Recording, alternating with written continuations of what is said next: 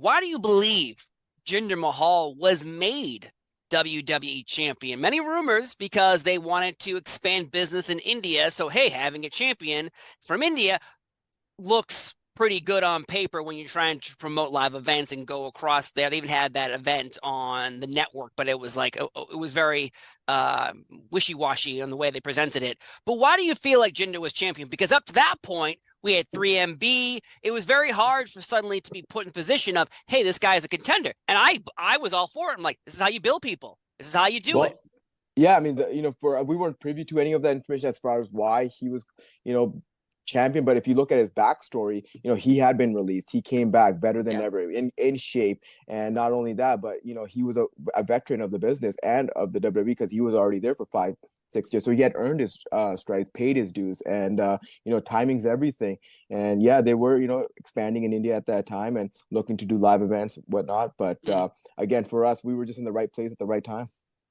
Yeah, I was gonna say the same thing. As oftentimes you as wrestlers being backstage, we have no idea. We're in NXT. We got the call, hey, we need you guys on SmackDown. And remember, Road Dogg pulled us aside and he's like, hey, you guys are gonna do what I did with Jarrett. It's a huge opportunity. It's a world title picture. We don't know how long it's gonna last. Right. I don't think anybody envisioned it going as long as it did, or I didn't even know if he was supposed to win the title or not, or it just kind of started happening. But again, being there, you're just you're part of this huge Hollywood film pretty much, and you're just playing a character. Okay, today you're doing this, and we showed up and we tried to do the best of what was asked of us. Yeah, and also to elaborate on that, Harv, you gotta keep in mind that when our chemistry was great. The three of us, we bonded, and people forget or don't know that the three of us also knew each other from our independent days in Western Canada, in Vancouver, in Calgary. So we already knew Raj or Jinder, before that. So for us, the transition was easy. We got to ride together, travel the world together, and just buddies going to wrestling shows, making counts. That's good to hear, because again, the aspect of world champions over the years in the WWE, if you look at them, we'll just throw out examples like an Edge started singles wrestler, tag team, Brood, get growing and growing and growing, became champion. For some people, like you said, Jinder has a great story, but the story wasn't hit over our head like with Drew McIntyre. Drew McIntyre, he was fired. He came back. He became champion. Scar's Nightmare. Like that, to me, we all were spoon-fed this. Jinder, I felt like they just wanted us to accept him immediately as an audience, but at the same time, we still had that taste from previously before. Now, your experience obviously is completely different from an outsider looking in, because you're like, oh, hey, this is an opportunity to be on TV every week with a world champion. I'm not going to ask questions or complain. I'm going to enjoy the ride. But as someone watching it, we're all like, I like this, but why aren't they really hitting me over the head with why he's champion? Because he doesn't even get to Survivor Series to take on Brock Lesnar. They strip it away from him like the episode before Survivor Series. So where are you guys landing on that aspect? Because I know you're not asking questions to your bosses, but you and Jinder must be chit-chatting away, being like, what the F, man? All this work for this, and we get yanked out? Honestly, dude, I remember when we were in Europe and we learned that it was going to be Jinder versus AJ, and literally we didn't ask that question. So it's like more of us, just show up, do your thing, and see what happens. It was never like, oh my God, why, or what's the story behind it? Nah, I mean, we just showed up and did our thing, man. That was simple as that. And also to hit a little deeper, for us, we were also, you gotta remember, representing India, where our parents come from, our background, ourselves. So for us, we were just happy that there were so many kids back home in Punjab, India, or just all over the country of India that are looking up to the three of us. It's oh my God, these guys are giving us hope that we can all make it. Do you know what I'm saying? If that makes sense. I know it does make sense. But representation, though, is what you're talking about. Hey, look at people where we're from, look who we look like and act like and want to be like us and make it here. Yeah, so on camera, we may have been the bad guys, so to speak. But at home, you're good guys. Yeah, I mean, our parents, immigrant parents coming from India to Canada and creating this life for us. And here we are living the American dream, so to speak. Just it's so different, being on the inside. it's just such a grind. You're Yeah. making pounds. Like it's hard to explain to somebody. It's like this tunnel vision. Okay, you show up.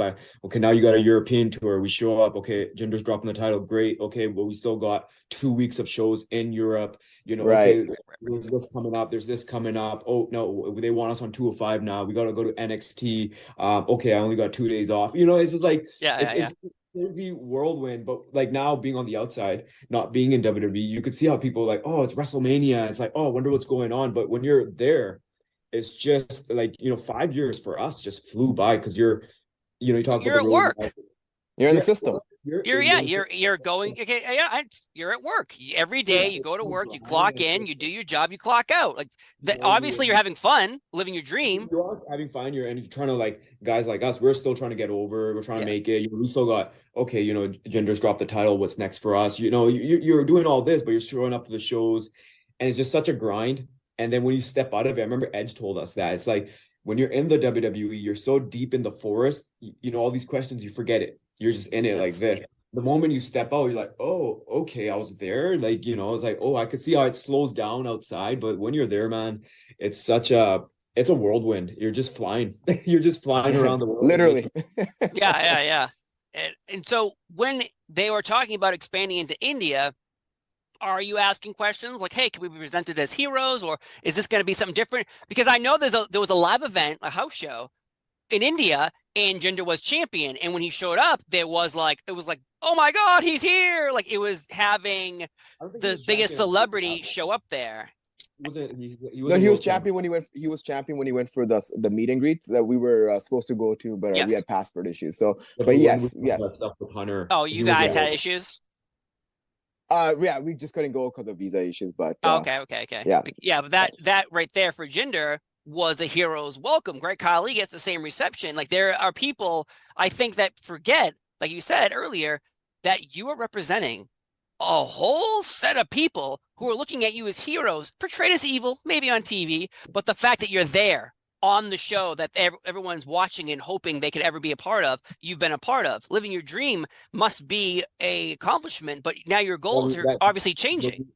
When we went to Delhi, I remember there was that live event. It was just so much fun. I mean, it's such fond memories of, it's like what you kind of dream up as a kid, getting to go, travel around the world and wrestle for the WWE and being there doing media and just seeing the love and seeing a different aspect of it. Cause I think in the States, maybe, and North America, it's like, we're so deep into it, like wrestling and analyzing it there. They just love wrestling. You know what I mean? It's so different. It's almost like what it was in the 80s and 90s for us growing up. And you still see that for them. So it was so like such a rewarding experience, and kind of like it is what you dream of growing up and experience something like that. And so when Jinder loses the championship, it's not like your pay changes, right? Like it's not, you're talking about how in a week you're going here, in a week you're going there, in 2 weeks you're going here. Jinder loses the title. Okay, next town. Yeah, exactly. Because you're not seeing a difference in your responsibilities or pay. We were always working. I mean, I remember there was a period when Gerv and I were doing stuff with Jinder on Raw, and then on SmackDown we were bumping around for the Viking Raiders, and then we'd be on NXT, Dango and Breeze, and then we'd be chasing around R-Truth for the 24/7 title on the live events. So we were, very well used and just constantly in the rotation, which is what you want as a performer, when you're just again trying to climb up the ladder of success. Yeah, I imagine swimming with sharks is a bit difficult on certain days. So Road Dogg on his podcast said, now obviously you're talking, Road Dogg pulled you aside saying you're going to go do this thing with Jinder, but Road Dogg on his podcast said Brock Lesnar refused to work with Jinder Mahal. Those are Road Dogg's words. We've never had Brock Lesnar come out on a show, because he never would, and say, hey, I didn't want to work with Jinder. That's what Road Dogg says. He's an agent, so he may be privy to this information we're not of. And that to me was like a hit over the head to Jinder's run, just like actually happened to Kofi Kingston too, is you have this great run, you get to the end, and it just gets split. It kind of gets squashed a little bit. So Road Dogg says these words, which sucks, but that's Road Dogg. I know we've talked about Jinder a lot here, but honestly, it was shocking as a fan and someone who's watching at home. But as you're in the mud, you're like, oh, okay, he lost. Okay, next town. Next town. First time hearing about it. Yeah, first time hearing about it. So we had 2 weeks of Europe to do after that, and we had to go to South America, and go to India. So the first time we're hearing about that. So why don't you think there's more wrestlers from India in the WWE presented in all over SmackDown, Raw, NXT, really anything? Because it always feels like there's a cap randomly, like, oh, we have so many of people from this people and this, but it's like, what? That's so stupid, that mindset, because there's so many people from around the world from everywhere watching the WWE. Wouldn't you want to be represented from everywhere? I think honestly, for like anyone that's coming in, like, you take what you get, you make the most of it, and then you go from there. Like, even for us too, what my brother was pointing out a couple of minutes ago, like we were being constantly rotated. We came in as the Bollywood Boys for 205 Live, then we were in NXT as the Bollywood Boys, and then out of nowhere we get the call to come up as a Singh Brothers. So it's like, it's like a Hollywood edition, Harv, if you want to elaborate on it a little bit more. But like for us, it was just like you get what you take what you get and make the most of it. And I then think what Greg's trying to say is like it's like being a movie, get cast in a movie. When you're again, now that we're on the independents, we just did Dungeon Wrestling for Bret Hart. We do Defy Wrestling, and you're living your wrestling dreams. You're doing these ladder matches, you're doing these 30-minute Broadways. But when you're in the WWE or when you're doing TV wrestling, you're it's not necessarily wrestling. It's you're cast in a part, and you have to. And I remember Regal told us this. He's like, your wrestling careers will never, ever go the way you think they're going to go. We all get signed. We all have these dreams. And then you get into this billion-dollar organization and you get cast in these roles. And you have to see it like a movie. And when you're watching it from the outside, it seems a little different. But when you're on the inside, it makes sense. Okay, we got these guys here. We need these guys there. And this guy gets casted as this. It's a big production. People need to fill roles. And you just have to kind of go with it and hope somewhere you do something right, gets over. And you see guys like Daniel Bryan get over with the yes chant, so many guys, and we're all kind of swimming and trying to make our name in the business while you're playing these parts. Yeah.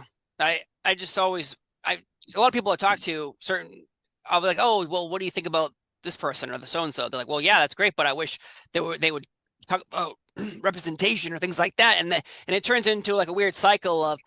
And you know what? Sorry, Steve, just to cut you off there. Yeah. Like as far as representation goes, now to my brother's point, what we are doing on the independent circuit, we are truly representing, our Punjabi culture, our Indian background to the fullest extent. With and like we have so much fun doing it because we're going to all these small towns or like these shows on the independent circuit where people don't necessarily know what Bhangra is, but like when we come out to our music, you got the entire crowd, like whether it's 200 people or 500 or 1,000 in a community center, everyone doing the Bhangra or the Bollywood dance. So to us, that's so it's so fulfilling that we're getting to like showcase our culture, our people to the way we want to. Yeah, if that makes sense. And it's organically catching on, and people are loving it, and we're having so much fun doing it.